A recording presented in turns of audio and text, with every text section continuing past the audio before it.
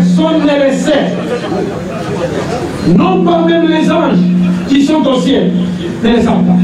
Ni même les fils. Les fils c'est qui? Les fils c'est qui? Mais Jésus ne parle pas de lui. Lui il est déjà là. Pasteur, révérend, avec tout le respect que nous vous devons, vous n'avez pas encore satisfait notre curiosité. La question était simple. Je me dois de me répéter pour fixer l'assistance. Selon vous, Jésus-Christ est-il Dieu ou non?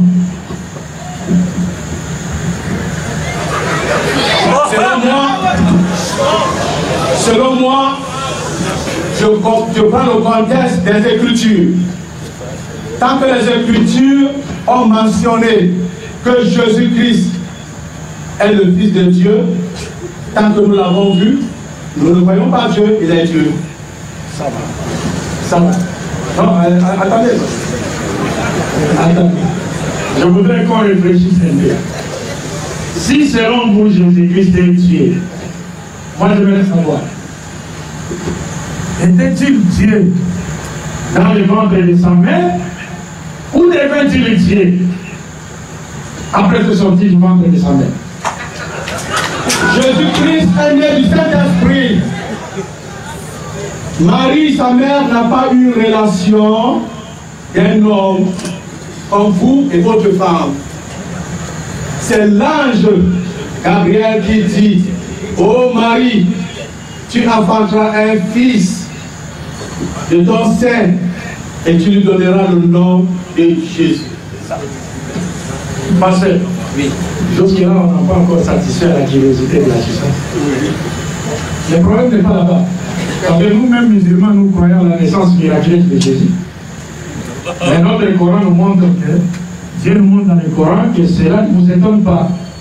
Si Jésus est né sans père et avec une mère, Dieu nous dit dans le Coran que cela ne vous étonne pas.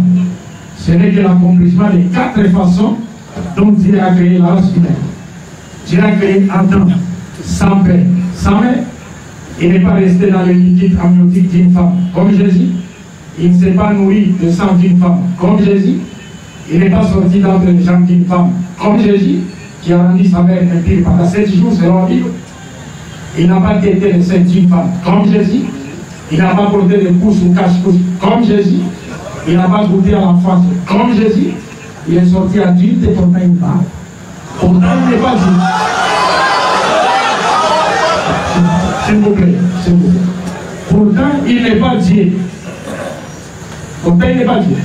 Ève a été créée. Adam a été considéré comme étant son père parce qu'elle a été tirée de son côté, à l'exemple de la mère a été.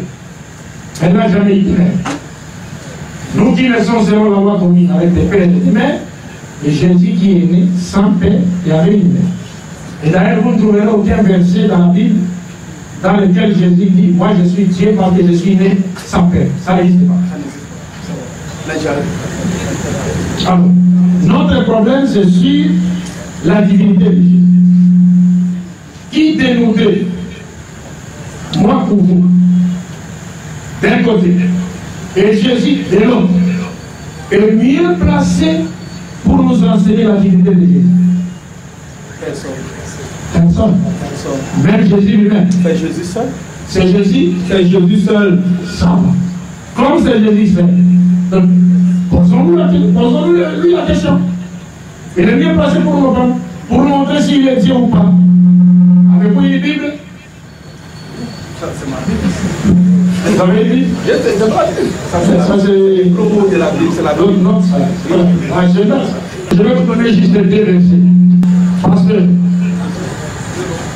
est-ce que Jésus peut-il mentir? Comment Jésus peut mentir? Quand il parle, donc il dit toujours la vérité. Tout à fait, la parole est en lui. Merci beaucoup. Marc chapitre 13, verset 32. Voudrez-vous nous lire le verset? Tout à fait. Marc 13 dit, verset 32. Or, car à ce jour et à cette heure, personne ne le sait, non pas même les anges qui sont au ciel, ni même le Fils, mais mon Père seul. Ça. Quant au jour du jugement dernier, les jours du jugement dernier, Jésus-Christ dit, personne ne le sait. Ni le jour, ni l'heure. Personne ne le sait. Les anges qui sont dans le ciel ne le savent pas. Moi-même, Jésus, je ne le sais pas.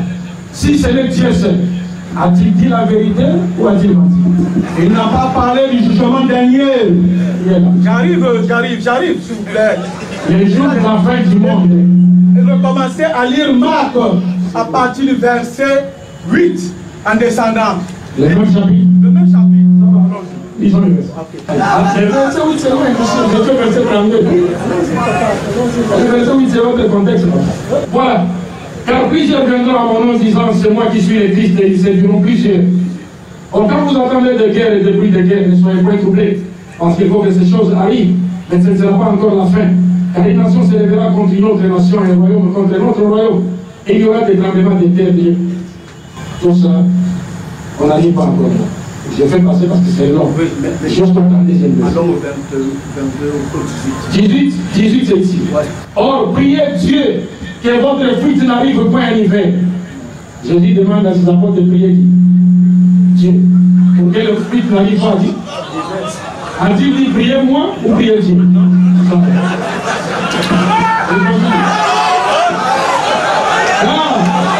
En ce jour-là, il y aura une telle affliction qu'il n'y en a pas eu de semblable depuis le commencement de la création des choses que Dieu a créé jusqu'à maintenant. Et il n'y en aura jamais qui égale. Et si le Seigneur, c'est-à-dire Dieu, mit d'abréger ces jours-là, il n'y aurait personne de sauvé. Mais il a abrégé ces jours à cause de celui qui l'a élu, les élus de Dieu. C'est comme le prophète Mohammed nous dit, à cause des péchés de certaines personnes, Dieu n'aurait pas fait tomber la pluie. Et s'il continue à faire tomber la pluie, c'est à cause de sa miséricorde sur les animaux et les créatures faibles. Et il continue. Et alors, si quelqu'un vous dit, voici, le Christ est ici, ou voici, il est là, ne le croyez point. Car il s'élèvera de faux Christ et de faux prophètes qui feront des prodiges et des miracles pour séduire les élus, même s'il était possible. Mais donnez-vous en garde. Voici, je vous l'ai tout prédit. Or, en ce jour-là, après cette affliction, le soleil sera obscurci, et la nuit ne donnera pas sa clarté, et les étoiles du ciel tomberont, et les vertus qui sont dans le ciel seront ébranlées, et ils verront alors les fils de l'homme venant sur les nids, avec une grande puissance et une grande gloire. Et alors il enverra ses anges, et il assemblera ses élus des quatre vents, depuis les bouts de la terre jusqu'au bout du ciel. Or, après cette similitude, prise du figuier, quand son rameau est en sève et qu'il jette des feuilles, vous connaissez que l'été est proche. Ainsi, quand vous verrez que ces choses arriveront, sachez qu'il est proche et à la porte. En vérité, je vous dis que cette génération ne passera point que toutes ces choses ne soient arrivées. Les ciels et la terre passeront, mais mes paroles ne passeront point. Or, quant à ces jours-là, il y a tous ces jours de ces éléments-là, quant à ces jours et cette heure, personne ne le sait. Non pas même les anges qui sont au ciel, ni même les fils d'homme Jésus, mais mon Père seul, c'est-à-dire Dieu. A-t-il menti ou a-t-il dit la vérité? J'ai dit qu'il a dit la vérité. Alors, donc s'il a dit la vérité, comme vous l'affirmez, connaît-il les jours et l'heure et cette heure et cet événement? Personne ne connaît. Même Jésus. Même Jésus. S'il le connaît. C'est Jésus le seul qui peut le connaître.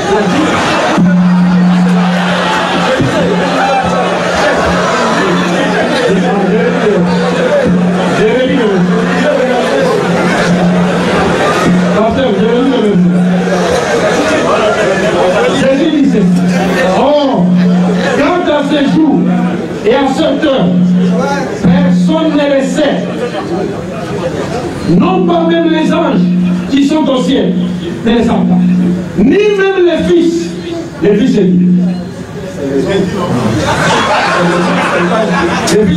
Mais Jésus ne parle pas de lui, lui il est déjà là. Pas de lui, lui il est déjà là. Pas de lui, lui il est déjà là. On peut continuer. Pasteur, mais vous avez dit que Jésus était le Fils de Dieu. Jésus est le Fils de Dieu. Alors, il dit ni le Fils. Non, laissez le finir. Non, je vais finir. C'est son tour. Vous n'avez pas le quoi. C'est bon. Pasteur, révérend, je voudrais que vous me disiez un verset qui va nous aider à évoluer.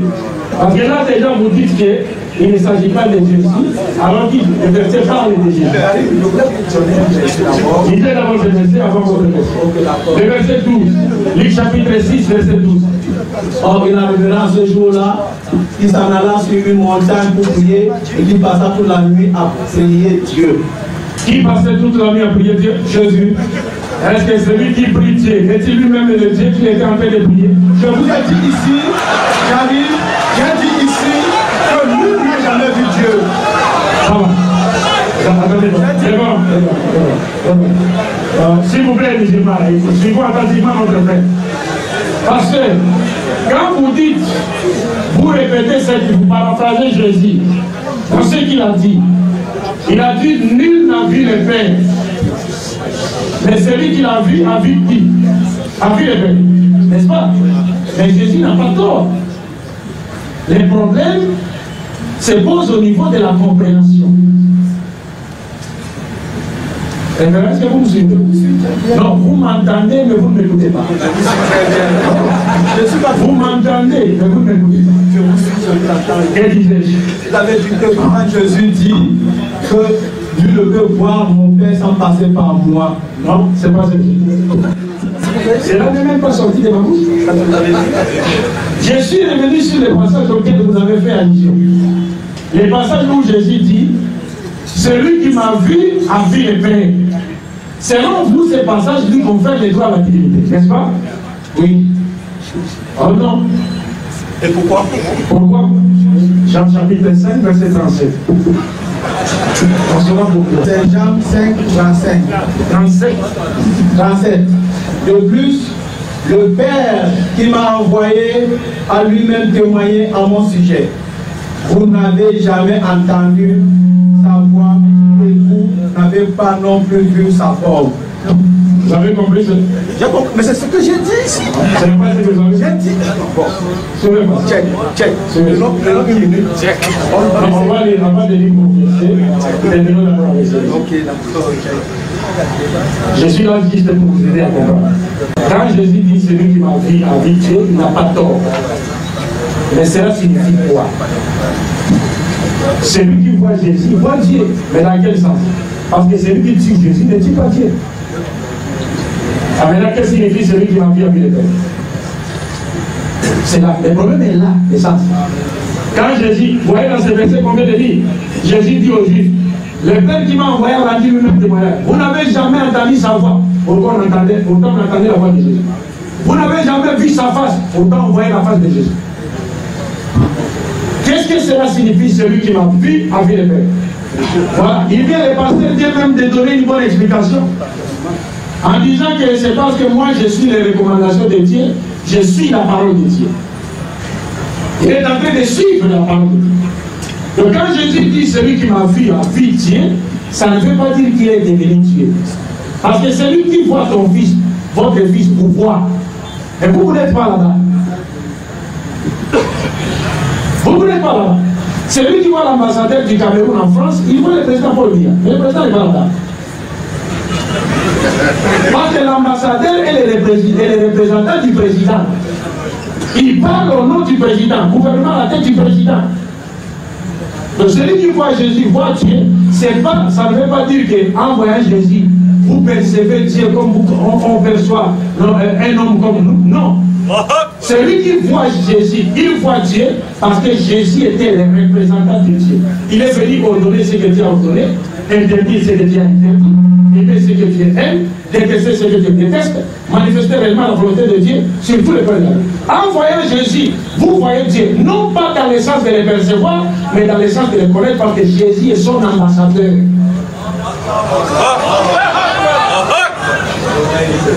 C'est pourquoi celui qui dit Jésus ne dit pas Dieu.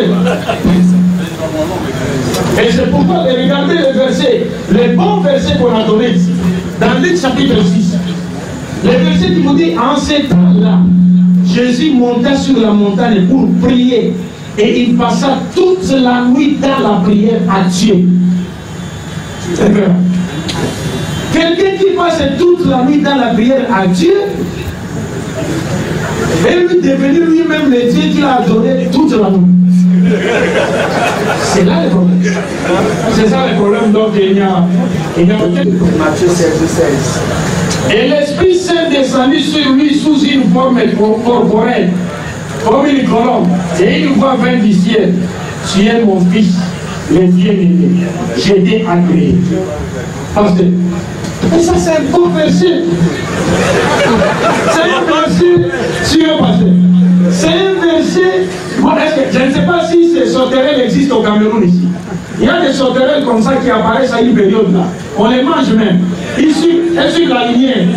On appelle comment ici? Les criquets. Moi, je veux un nom local ici. En langue locale.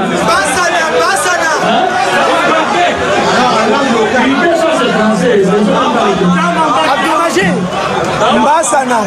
Mbassana. Les lui dit Mbassana. Alors, donc vous voyez, le verset que le révérend vient de me donner, c'est un verset qui me permet de fuir les poissons par sa propre graisse. Oui. Alors, comment cela? Regardez, vous m'avez demandé de lire le verset, n'est-ce pas? Le verset dit, et l'Esprit Saint descendu sur lui, c'est-à-dire sur Jésus, sous une forme corporelle, comme une colombe, et une voix vint du ciel, disant, tu es mon fils, le bien-aimé, que je t'ai agréé. La voix de qui? De Dieu. Et celui qui était au sol. Il